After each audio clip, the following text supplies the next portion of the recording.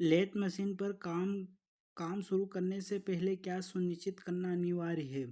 Cutting tool की धार, lubrication system का सही काम करना, चिप्स की सफाई, कूलेंट का रंग। तो लेथ मशीन पर काम करने करने से पहले सुनिश्चित क्या करना अनिवार्य है? पहले देखना चाहिए कि लुब्रिकेशन सही तरीके से काम कर रहा है या नहीं।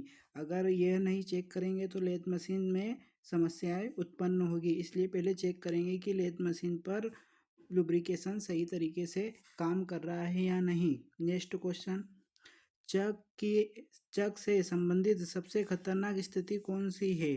चक को धीरे घुमाना, चक की चक चक में क्या, चाबी की को छोड़ देना, चक पर तेल लगाना, चक को हाथ से साफ करना। तो चक से संबंधित कौन सी सबसे खतरनाक स्थिति है? अगर चक में चाबी छोड़ देंगे तो क्या होगा, चक घूमते समय चाबी निकलकर ऑपरेटर को लग सकती है मुंह में। लेथ मशीन से निकलने वाले चिप्स को हटाने के लिए किसका प्रयोग करना चाहिए? नंगे हाथों मतलब हाथों द्वारा चिप्स हटा देना चाहिए, ये तो गलत। सूती कपड़े का प्रयोग करना चाहिए, चिप रेक या ब्रश का, पानी का, प्रेशर का। तो सबसे पहले क्या, चिप हटाने के लिए लेथ मशीन पर किसका प्रयोग करना चाहिए? चिप रेक या ब्रश ब्रश का प्रयोग करना चाहिए। चिप हटाने के लिए लेथ मशीन पर किसका प्रयोग करना चाहिए? ब्रश का प्रयोग करना चाहिए।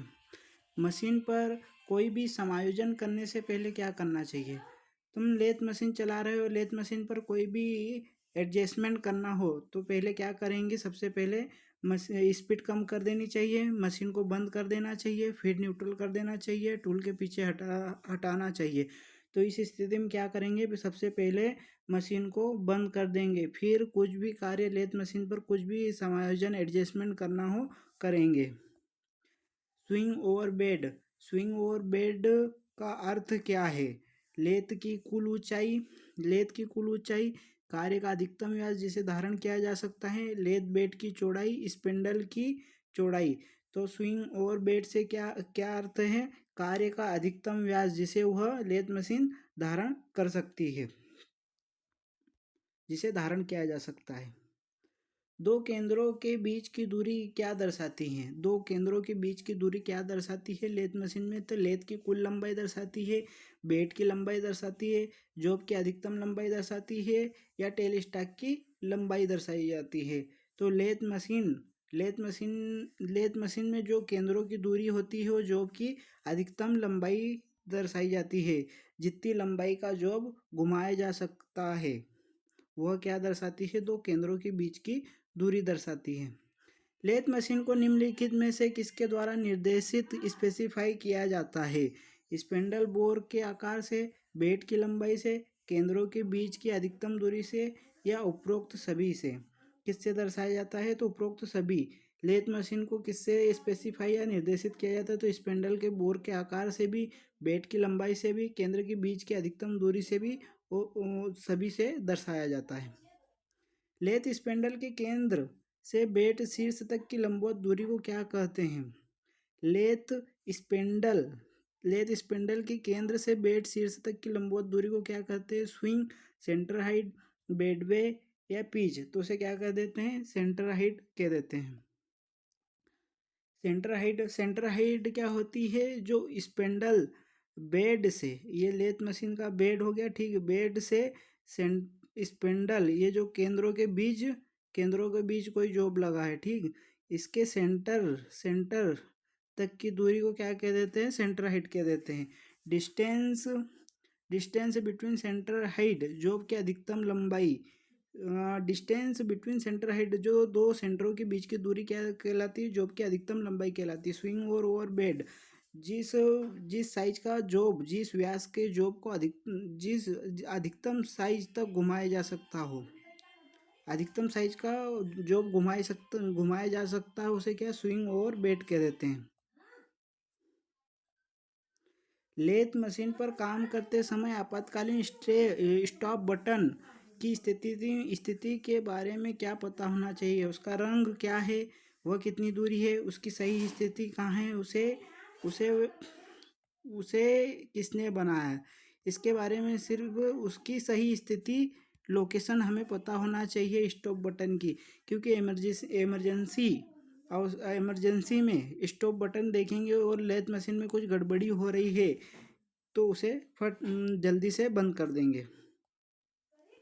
लेथ के बेडवे को साफ करने के लिए उपयुक्त सामग्री क्या है?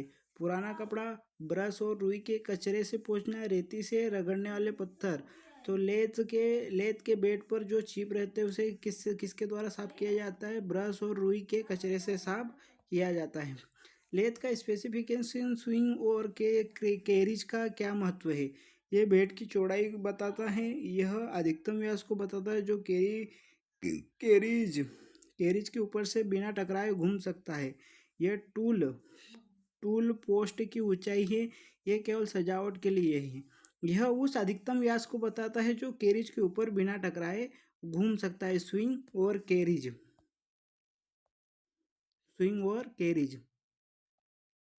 लेथ मशीन पर धातु को काटकर हटाने की प्रक्रिया को क्या कह देते हैं? धातु को हटाने की प्रक्रिया को टर्निंग कह देते हैं। वेल्डिंग सामान्य जॉबों को जोड़ने के लिए वेल्डिंग प्रक्रिया होती है। कास्टिंग और फोर्जिंग, ये फोर्जिंग शॉप में यूज होती है। फोर्जिंग, जो लोहागिर होते हैं उसे फोर्जिंग कह देते हैं।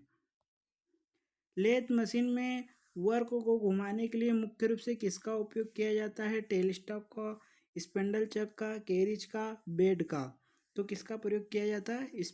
स्पेंडल और चक का। जॉब को घुमाने के लिए किसका वो यूज होता है? स्पेंडल और चक। चक में क्या होता है? जॉब को क्लैंप किया जाता है। ठीक। लेथ मशीन का वह भाग जो कटिंग टूल को पकड़ने का सहारा देने के फिट करने के लिए उपयोग किया जाता है। लेथ मशीन का वह भाग जो कटिंग टूल को पकड़ने और सहारा देने और फिट करने के लिए उपयोग किया जाता है। हेड स्टॉक होता है, कैरिज होता है, लेग्स होता है, बेड होता है। तो इसमें क्या होता है? कैरिज क्या करता है? टूल को फिट देने का कार्य करता है। कार्य के रोटेशन के संबंध में कटिंग टूल के सापेक्ष गति, रिलेटिव मोशन क्या है? रिलेटिव वर्कशॉप, ये कोई जॉब है। जॉब जॉब क्या कर रहा है? घूम ठीक है, रोटेट कर रहा है। जॉब क्या कर रहा है? रोटेट कर रहा है। और कटिंग, ये है अपना कटिंग टूल। कटिंग टूल को जब इस दिशा में क्या फीड दी जाएगी, आगे लंबवत दबाया जाता है, उसे क्या कह देते हैं? फीड कह देते हैं। क्या कह देते हैं? फीड। कार्य के रोटेशन के संबंध में कटिंग टूल के सापेक्ष गति, रिलेटिव को क्या कह देते हैं? फीड कह देते हैं। लेथ मशीन के बेड पर कौन सा भाग दाईं ओर स्थित होता है और भारी कार्यों को सहारा देता है? Head stock, tell stock, apron, gear box.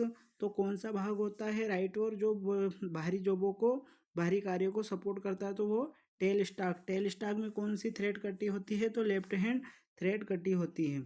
Threading करते समय कैरिज को स्वचालित गति देने के लिए किस शाफ्ट का उपयोग किया जाता है? थ्रेडिंग करते समय कैरिज को स्वचालित गति देने के लिए किस शाफ्ट का उपयोग किया जाता है?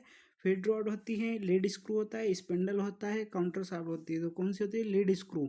जब लेथ मशीन में थ्रेड काटते हैं तो ऑटोमेटिक फीड कौन देती है? लीड स्क्रू देती है। मेन मोशन का अर्थ क्या है? मेन मोशन का अर्थ कार्य का रोटेशन। मेन मोशन का अर्थ क्या है? मेन मोशन का अर्थ लेथ में क्या है? तो ये कार्य का रोटेशन ही मेन मोशन होता है। टूल को कार्य के लंबवत गति देने के लिए किसका प्रयोग किया जाता है? टूल को टूल को वर्क वर्क ये कोई वर्क पीस हो गया। ठीक, ये टूल हो गया, ये टूल हो गया। टूल को गति देने के लिए, आगे आगे बढ़ाने के लिए किसका प्रयोग किया जाता है? किसका प्रयोग किया जाता है? क्रॉस स्लाइड का। किसका प्रयोग किया जाता है? क्रॉस स्लाइड का। टूल को कार्य की लंबवत गति देने के लिए किसका उपयोग किया जाता है? क्रॉस स्लाइड का प्रयोग किया जाता है। डेप्थ ऑफ कट का अर्थ क्या है? डेप्थ ऑफ कट का अर्थ क्या है? टूल की लंबाई, टूल द्वारा एक बार में धातु के अंदर धसी हुई धुरी, मशीन चलाने का समय, चिप्स की मोटाई।